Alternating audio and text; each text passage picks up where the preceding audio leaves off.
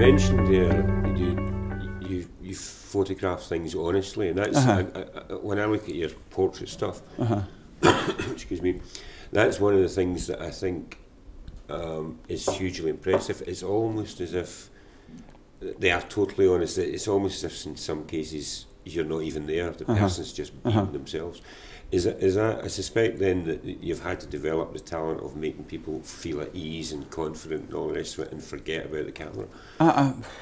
I don't even know where to start that, because I do what I do without even thinking about it. But what I think is important is that person has allowed me the time to come into their world to do something. So I'm respectful of that. I'm never sycophantic. I'm never just, you know, it doesn't matter if you're the Prime Minister or, as I say, a guy for accounting. It makes no difference. Equally, your time you're giving me, that's important. Doesn't matter who you are. I don't necessarily go out my way to make people look good. That's never came into me. But equally, I wouldn't go out my way to make people look, what's the word for it? What would be the best word? I don't know, I want to say vulnerable. But some, you know, along the lines of vulnerable, I don't want people to look, I want to try and catch that moment, but I want to try and make it a quiet moment. I like quiet moments because that's what it is. It's almost the preciousness of that time that we've allowed. So I am there, and a lot of time when I photograph, I mumble away. I'm terrible at that, I'm just mumble and rabble. But I think that lets people go at ease as well, you know. When I take a portrait of someone, I'm doing it without thinking. It's like breathing, you know. When I go into a shoot, I will try and find out as much about that person as I can, within reason, but I would still like to think I'll leave that shoot knowing a little bit more about them. Do you know what I mean? That you can get the personal thing, you know, you can get more from that person by showing an interest in others' lives. And then, you know, I could go to my next shoot and I talk to somebody and I go, oh, you know, that last guy I was working with, he was the same connection. You know, there's so many things like that I've discovered through life that no matter how small a piece of information you take in, one day that can be so important. Now, going back to what I said at the beginning, what's important to me is one of the things about the East End and the poverty that exists, and I think I'm right in saying the East End of Glasgow is still probably one of, if not the most impoverished areas in Scotland, if not Britain. From that, people will adapt and people will learn different ways of doing things, and they'll improvise things. Use that to your advantage. Use that to your advantage. That's what I would say to the kids. Don't let the fact you come from the East End be a bear on your back. Use it as something to propel you. You know, you've learned so much by doing things differently. And I think, you know, that's like what I said about going back to the, you know, through photography I've learned to read. Do you think then success breeds success, or achievement encourages greater achievement? I have heard that from someone very close to me, that success breeds success. I hate the terminology because I think it sounds very Nazi-like. Do you know what I mean? It's that mentality. And this is what I always think, but in the principles of it, I think it does. I think it's the word breed I don't like. Where I'm coming from, I think success helps create further success.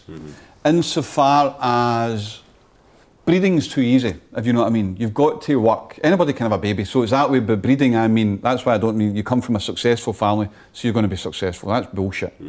I think success feeds success.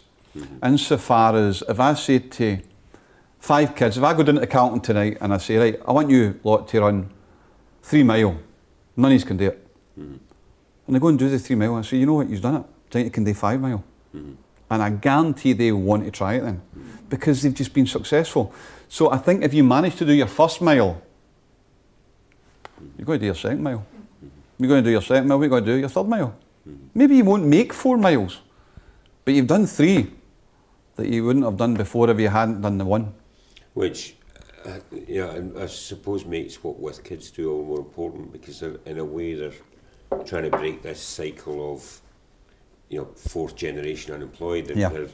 they're allowing This is kids what the this is. opportunity Yeah, to succeed. I think this is where it is important for every one kid. It's important to realise they are an individual. Where they come from, or say family associations, or names, or neighbourhoods. That's not about tomorrow. They're about tomorrow. They might be the first person in their family to get a job. Brilliant. Because they can do it. They can do it. Because there's nothing really ever going to hold you back in this life except for yourself. Now, you may not become the next Prime Minister. You may not have the biggest fruit stall in Accounting. You may not become the best Formula 1 driver in the world. You may not become the best taxi driver in the world. But you may, and that's what's important. There is a chance you can do it. You're certainly never going to do it unless you make the effort or you try. As I say, I keep thinking of the whole mile thing, you know, as I say, if I set goals to run a mile, after I've achieved that, I'll try for 2 miles. But I'm never going to reach 3, 4 or 5 unless I do the first one first or the second one. And I think that's what it is. It's that whole, you know, who's it, Mao Zedong said, you know, a journey of 1,000 miles begins with a single step. So true. You've got to make that wee step, and in that wee step comes 2 steps, and then you start to run a wee bit, you get a wee bit faster. So yeah, possibly success does feed success. But you've equally got to be prepared to deal with the downs, and the downs will come, you know. It's all about character, it's picking yourself up. A lot of these kids talk about it in football, you know, they see it with their football teams where they're on a roll, one season they're not doing so well, they pick themselves up and they get on with it. And that's equally as important as the success, you know. So what single bit of advice would you give a kid who has a goal or an ambition? There's not one single piece of advice I could give kids. What I would say they have never to doubt is they are important. They are tomorrow. They can change today and they can change tomorrow. They have an opinion. They are of incredible value. They have a voice, and what they've got to say is worthwhile.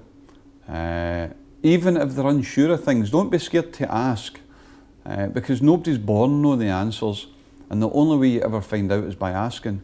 If I can give any kid any advice, it would be, don't doubt for 1 minute how important you are, but equally don't forget how important others are. And try and treat people the way you would like to be treated. Don't be scared of hard work. Don't be scared of failure. Make an effort in anything you do, and enjoy life, because you are life. You are tomorrow, and you can create your tomorrow.